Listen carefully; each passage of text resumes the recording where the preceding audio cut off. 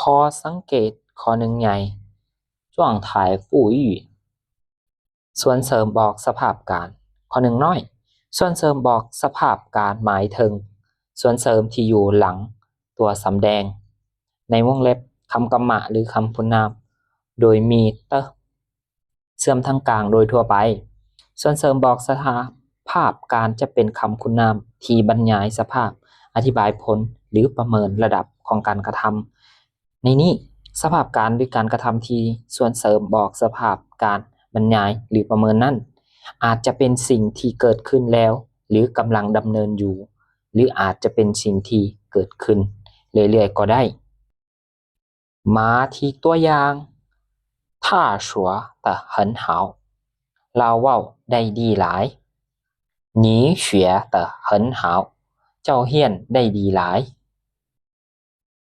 ข้อสองน้อยถ้าต้องการเว้าถึงตัวประกอบของคำกรรมะในประโยคจะใส่โครงสร้างดังนี้มาที่ตัวอย่าง他说汉语说得很好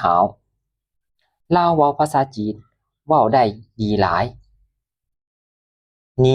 学英语学得很好เจ้าเฮียนภาษาอังกฤษเฮียนได้ดีหลายข้อที่หนึ่งเนาะใส่ซัวหรือบ่ใส่ก็ได้ข้อที่สองนี่ใส่เชื่อหรือบ่ใส่ก็ได้เนาะหมายเหตุถ้าประโยคตัวประกอบของคำกรรมะปรากฏคำกรรมะตัวทมิตรมักตัดออกไปข้อสามหน่อยรูปปฏิเสธคือ他说的不好เราเว้าบ่ได้ดี我学的不好不太好ข้อยเฮียนบ่ได้ดีปานใด他说汉语说得不好เราเว้าภาษาจีนเว้าบ่ได้ดี我学英语学得不太好ข้อยเฮียนภาษาอังกฤษเฮียนบ่ค่อยดีข้อที่สี่น้อยเนาะรูปประโยคคำถามที่ถามด้วยโครงสร้างรูปบอกเรารูปปฏิเสธคือ